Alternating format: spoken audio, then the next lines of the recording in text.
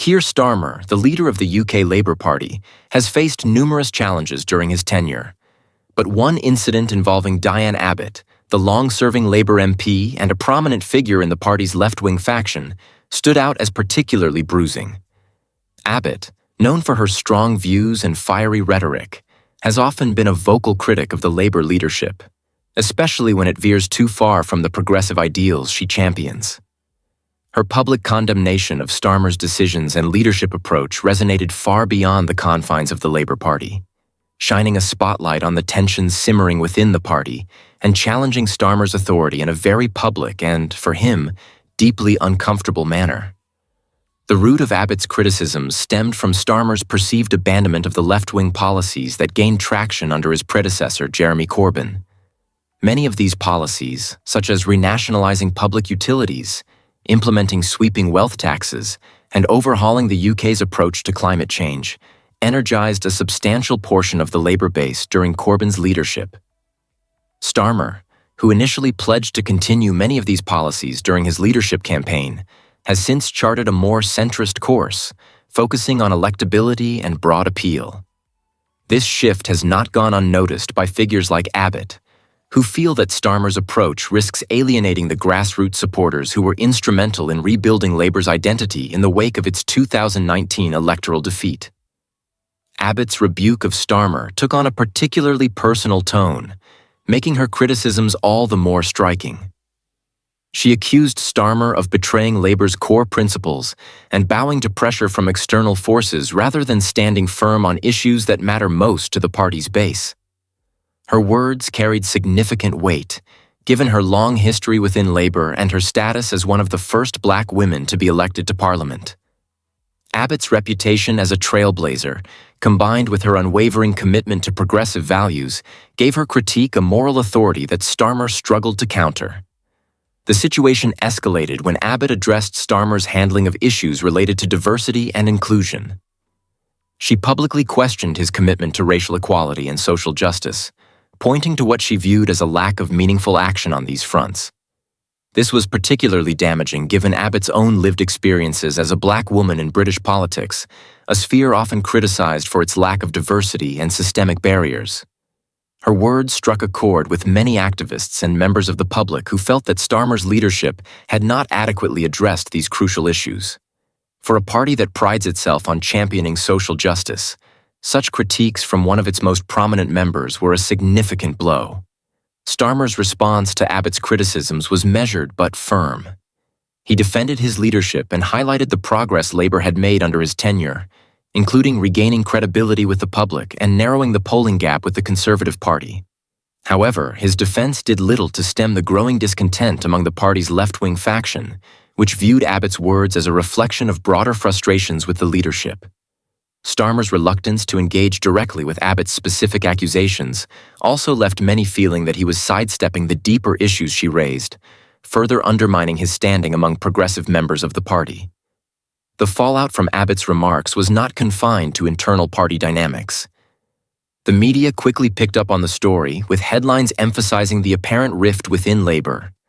Political commentators speculated on the implications of such public dissent for Starmer's leadership, questioning whether he could maintain unity within the party while trying to position Labour as a viable alternative to the Conservative government.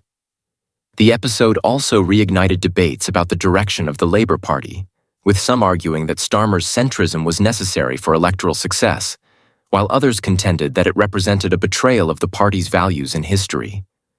For Abbott, the backlash against her comments was both predictable and intense. Critics accused her of undermining Labour at a critical juncture and of playing into the hands of the Conservatives by airing internal grievances so publicly. Supporters, however, praised her courage and conviction, arguing that her willingness to speak out demonstrated her commitment to holding the leadership accountable. This divide mirrored the broader tensions within the party, highlighting the challenge Starmer faces in reconciling the differing priorities and perspectives of Labour's diverse membership. The incident also sparked a broader conversation about the role of dissent within political parties. Some argued that Abbott's criticisms were a necessary and healthy part of democratic discourse, ensuring that leaders are held accountable and that differing viewpoints are represented. Others, however, saw her comments as indicative of a party struggling to present a united front, a perception that could prove damaging as Labour seeks to position itself as a credible alternative to the Conservative government. As the dust began to settle, it became clear that the episode had left a mark on Starmer's leadership. While he retained the support of key figures within the party and continued to make strides in rebuilding Labour's electoral prospects, the incident underscored the challenges he faces in maintaining unity and addressing the concerns of all factions within the party. For Abbott, the controversy reaffirmed her role as a vocal advocate for progressive values and a reminder of the enduring influence of the party's left-wing faction. In the end, the clash between Starmer and Abbott was more than just a personal spat. It was a reflection of the broader ideological and strategic debates shaping the Labour Party's future. The tensions it exposed will likely continue to influence the party's trajectory, as Starmer seeks to navigate the delicate balance between broadening Labour's appeal and staying true to its core principles. For now, the episode remains a stark reminder of the challenges of political leadership and the complexities of managing a party as diverse and dynamic as Labour. The tension between Keir Starmer and Diane Abbott escalated into a defining moment, not only for his leadership but also for the Labour Party's future direction. Abbott's public rebuke was not just an isolated critique. It was a symptom of a deeper ideological divide that has long existed within Labour, particularly between its centrist and leftist factions.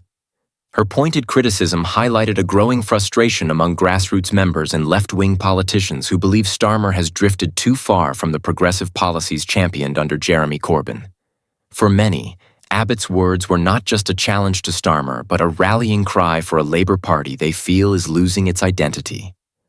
One of the most significant aspects of this incident was Abbott's ability to articulate the discontent of a large portion of the Labour membership. She spoke directly to those who feel betrayed by Starmer's abandonment of flagship policies, such as public ownership of utilities, radical climate action, and a transformative approach to economic inequality. Her critique suggested that Starmer's pivot to the center was more about appeasing traditional media narratives and courting disillusioned conservative voters than representing the aspirations of the Labour base. For Starmer, this posed a dilemma: how to maintain the trust of the left while appealing to the wider electorate. Abbott also shone a harsh light on Starmer's leadership style, which some have characterized as cautious and overly calculated. She accused him of lacking the moral courage to stand firm on contentious issues, particularly those related to inequality and social justice. This accusation resonated with activists who have long felt that Labour under Starmer has failed to be bold enough in challenging systemic injustices. Abbott's status as a veteran politician and a trailblazer lent her words extra gravity. Her critique tapped into a broader narrative about leadership that transcended the Labour Party and touched on public frustrations with political caution in general. For Starmer, the timing of Abbott's public dissent was particularly damaging. Labour was gaining traction in national polls and seemed poised to capitalize on growing dissatisfaction with the Conservative government, which was mired in controversies ranging from economic instability to corruption scandals. Starmer's team had worked hard to present him as a steady, credible leader who could steer the country through its challenges. Abbott's critique, however, painted a different picture. One of a leader out of touch with his party's roots and unwilling to take a principled stand on key issues.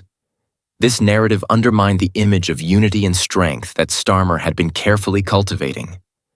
Abbott's comments also reignited debates about Labour's position on diversity and representation, particularly concerning racial equality. As one of the most prominent black politicians in Britain, her criticism of Starmer's perceived lack of action on these issues carried significant weight. She pointed to what she saw as the party's failure to address systemic racism, both within its ranks and in broader society. This critique struck a nerve, particularly among minority communities and younger voters, who have increasingly called for more decisive action on these matters.